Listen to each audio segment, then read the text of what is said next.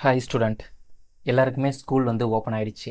இப்போ எல்லாருக்குமே இருக்கிற ஒரே தாட் 10th இல்லைனா 11th இல்லைனா 12th அதில் வந்து நம்ம எவ்வளோ மார்க் வந்து எடுக்க போகிறோம், எந்த கைடு வாங்கி படித்தா நல்லா இருக்கும், எந்த கைடில் வந்து பர்ஃபெக்டாக இருக்கும், அந்த டவுட் எல்லாமே உங்களுக்கு இருக்கும். இந்த இடத்துல அதுக்கான இன்ஃபர்மேஷன் தான் நான் ப்ரொவைட் பண்ண போகிறேன். நீங்கள் 10th ஸ்டாண்டர்ட் படிப்பீங்க. 10th எந்த சப்ஜெக்ட்க்கு எந்த கைடு வந்து வாங்கலாம், அதுக்கான ஒரு சின்ன இன்ஃபர்மேஷன் தான் நான் இந்த இடத்துல ப்ரொவைட் பண்ண போகிறேன். என்னுடைய பெர்செப்ஷன் படி கைடு வந்து ப்ரிஃபரபிள் கிடையாது. ஃபுல் அண்ட் ஃபுல் நீங்கள் புக்கில் படித்தா தான் உங்களுக்கு கரெக்டாக உங்களுக்கு மெமரைஸ் ஆகும். எதுக்காக கைடில் ஃபாலோ பண்ணுறோம் அப்படின்னு சொல்லும்போது, புக்கில் படிக்கும்போது நம்ம கொஸ்டின் ஒரு இடத்துல இருக்கும், ஆன்சர் ஒரு இடத்துல இருக்கும். பேஜஸை வந்து நம்ம திருப்பி திருப்பி பார்த்துட்ருப்போம். பார்க்கறதுனால நம்ம மைண்ட் வந்து டிஸ்ட்ராக்ட் ஆகும், கொஞ்சம் டயர்ட் ஆகும்.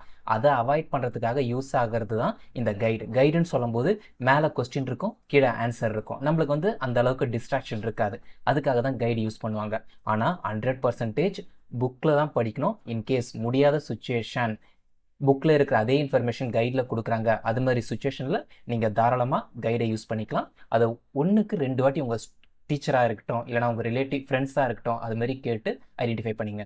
என்னுடைய பெர்செப்ஷன் படி எந்தெந்த கைட்லாம் சூட்டபுளாக இருக்கும் நீங்கள் படிக்கிறதுக்கு அப்படின்னு சொல்லும்போது, நீங்கள் 10th ஸ்டாண்டர்ட் அப்படின்னு சொல்லும்போது நம்மளுக்கு 5 சப்ஜெக்ட் வந்து வரப்போகுது. அந்த 5 சப்ஜெக்டில் ஃபஸ்ட்டு வந்து தமிழுக்கு நம்ம என்னென்ன கைட்லாம் யூஸ் பண்ணலாம் அப்படின்னு சொல்லும்போது, சுறா கைடு யூஸ் பண்ணலாம், டான் கைடு யூஸ் பண்ணலாம், கோனார் கைடு யூஸ் பண்ணலாம், சுறா கைடு இந்த இடத்துல சூர்யா கைடு தப்பாக மென்ஷன் பண்ணிட்டேன். சூர்யா கைடு யூஸ் பண்ணலாம், டான் கைடு யூஸ் பண்ணலாம், கோனார் கைடு, சுறா கைடு, பாரதி கைடு. இது எல்லாமே தமிழுக்கு வந்து நீங்கள் யூஸ் பண்ணலாம். நெக்ஸ்ட் இங்கிலீஷ்னு போகும்போது வே டு சக்ஸஸ், இதை நிறைய ஸ்டூடெண்ட் வந்து இதை யூஸ் பண்ணுறாங்க. வே டு சக்ஸஸ் யூஸ் பண்ணலாம். ஈஸி லயோலா அந்த கைடு யூஸ் பண்ணலாம். சுறா கைடு வந்து இங்கிலீஷ்க்கு தாராளமாக யூஸ் பண்ணலாம். இங்கே நீங்கள் மேக்ஸ் சப்ஜெக்ட் வரும்போது எந்த ஒரு கைடுமே நீங்கள் யூஸ் பண்ணக்கூடாது. ஸ்கூலில் என்ன நோட்ஸ் எழுதுகிறாங்களோ, என்ன கொடுக்குறாங்களோ அதை தான் நீங்கள் ஃபாலோ பண்ணணும். ஏன்னா கைடை பொறுத்த வரைக்கும் ஷார்ட்டாக முடிச்சிருவாங்க. ஒரு ஸ்டெப்லேருந்து 4th ஸ்டெப்புக்கு வந்து போயிடுவாங்க. அந்தளவுக்கு பர்ஃபெக்டாக இருக்காது. அதனால் மேக்ஸை பொறுத்த வரைக்கும் நீங்கள் கைடுக்கு போகவே கூடாது. கம்பல்சரி நீங்கள் கைடுக்கு போகக்கூடாது. நோட்ஸை மட்டும்தான் படிக்கணும். அதனால் மேக்ஸுக்கு நீங்கள் கைடு வாங்க வேண்டிய அவசியமே கிடையாது.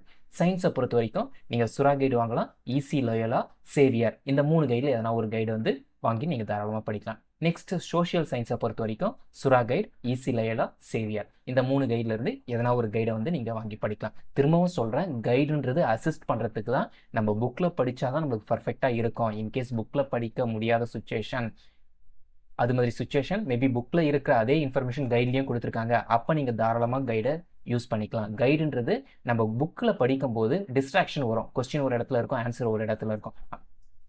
ஆனால் கைடில் அந்த அவாய்டன்ஸ் வந்து கம்மியாக இருக்கும். அதனால் யூஸ் பண்ணுறது தான் கைடு.